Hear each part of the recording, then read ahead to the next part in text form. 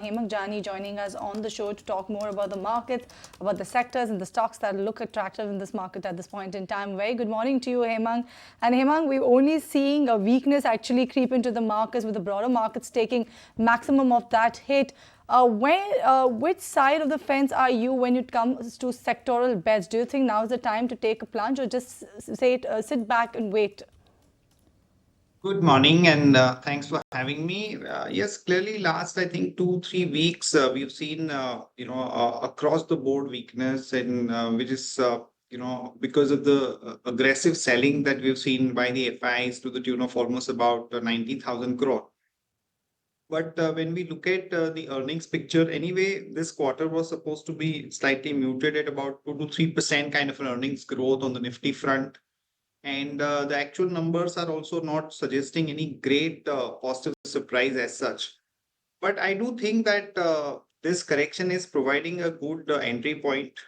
Exactly where the bottom would be made, I don't think anybody has a good clarity on that. But we are somewhere there, and maybe over the next probably few days and few weeks, that base formation would start. And in terms of sectors and stocks, I do think that some of the banking names this time around reported good numbers. So surely some of the private banks, select PSU banks, FMCG has been a pocket which has remained slightly subdued, and the management commentary has not been great. So would stay away from FMCG. But automobile, pharma, and telecom, these are the spaces where I would be comfortable entering into during this volatile phase. Okay, there are those pockets that you're still looking at positively, but I wanted a better sense from you, Hemang, as far as the numbers of TVS is concerned yesterday. The stock saw a sharp correction, 6%, and that's been the nature of this earnings season. Any bad number and it's getting punished quite massively. Do you expect a recovery today? Because there was that clarity that came in from the management on the con call that at least in the Navratri, the sales are up 10-11%. As far as Q3 is concerned, they're clocking a single-digit growth at the moment, but they are hopeful of a 7 to 8% growth for the entire year. Do you expect that's a case for a bit of a bounce back on that one? I think the numbers were okay. There are two takeaways from the numbers and the management commentary. One is that the recently launched Jupiter 110 has been received very well by the market. And at the same time, on the motorcycle front, TVS has actually underperformed after a long time. So while that segment per se is likely to do well, our preference within the auto and the two-wheeler space at this point would be, Bajaj Auto, which appears to be a relatively better place because of the larger component of the export growth and a good management guidance. So we would go with Bajaj Auto at this point. Bajaj Auto. Yes and no kind of in stock. Hemang, AU Small Finance Bank is a high growth bank and has a catalyst that eventually one day they will become universal bank.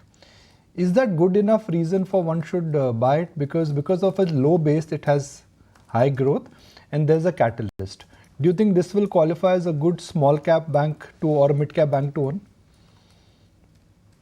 Surely, Nikunj, I think if you look at the performance of AU Bank over the last, let's say, couple of years, it's been pretty decent, and operating parameters wise also in terms of margin, asset quality, by and large, the bank has done well. The only issue, Nikunj, with this bank and the banking sector per se is that, the valuation of AU Bank is 3.2 on an FY26 book. So when the entire market is kind of going through this kind of a corrective phase, and when you have many other large private sector banks, available around the same or slightly lower valuation, then the tendency to go for, AU Bank will be less. But as a pure mid-cap play, even the way the company has grown, I would surely, be fine to have that as a part of my mid-cap portfolio.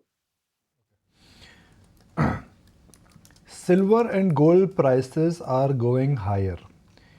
And what is the best way to benefit from that? Hemang, any thoughts? A month ago, everybody was talking about the mid and small cap stocks. Now they're saying, forget that. The real action is in gold and silver. For an equity investor, are there any ways in which you can benefit from this rally in gold and silver?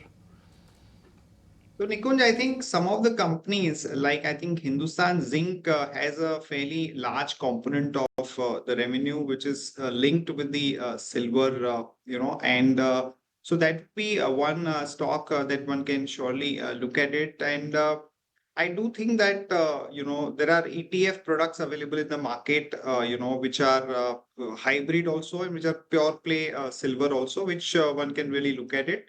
So these are the two things that I can think of it when it comes to the silver participation. Talking about Is GMR Report a stock which you track? Nikun, we don't cover the stock, but my belief is that when the entire this there was so much of exuberance and excitement around the mid cap and small cap stocks. This was one of the pockets which created a good visibility because of the kind of assets that they are owning, and more importantly, over the last 1.5 year, the way the company has been able to raise funds through equity dilution, despite the higher debt that they're sitting on, definitely means that there is going to be a good amount of stability when it comes to their balance sheet. So we do think that as a mid cap play, this would be a high beta stock because of the high debt, but surely it would merit a look into it. And we do have this as a mid cap stock in some of the portfolios that we are recommending. Okay, a high beta stock, that's what you're calling GMR right now. But Hemang, have you looked at Metro Brands and VIP Industries closely? And I ask you that because quarter after quarter, Metro Brands continue to disappoint with its earnings. And even if you look at VIP Industries, we're all talking about tourism and how everybody is still carrying on with their revenge travel phase. But the company actually reported a loss this quarter. Yeah, so VIP has been a story which is not played out for almost 2 years. It has actually missed the entire bull run that we have seen in the last 1.5 year, and the performance also has been lagging behind, despite the way the travel tourism has boomed. So while the brand is looking very good, the valuations are looking quite compelling. Till we see the actual print in the numbers, maybe people are not participating. So would avoid at this point. As far as Metro Brands is concerned, it's been performing quite well. I think last 2 quarters, the growth has not been that good. But we do like that story. I think within the entire space, this is one company which has a better range, better margins, and very high return on equity.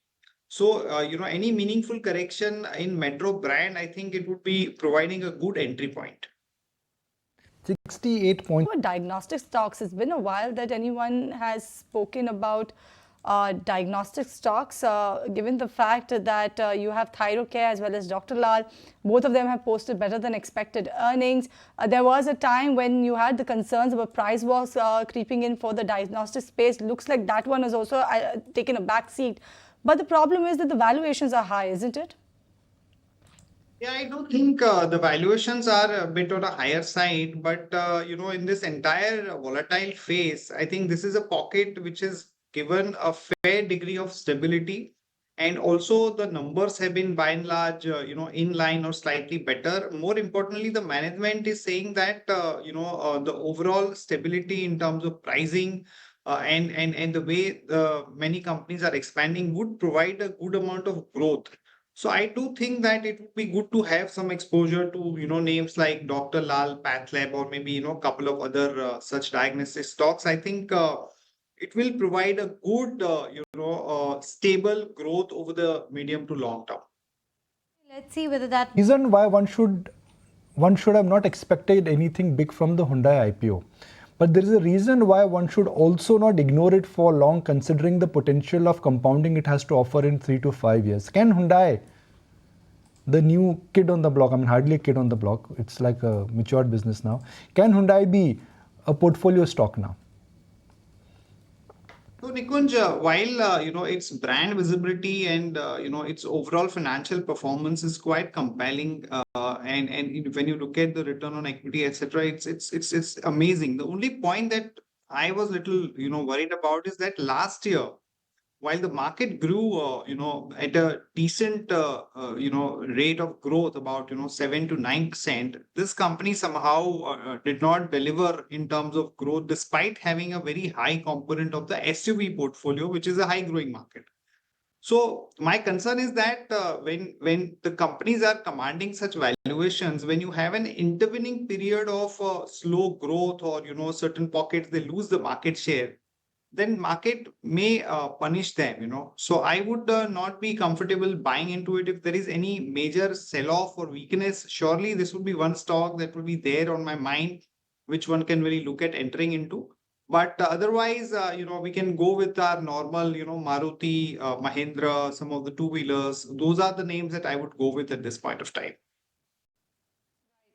Kunal, what's your take? There comes a time when your heart calls for you to arise. Plant your feet solid into the ground. Decide your own limits. And then break right through them. Become something more. It's my time to rise.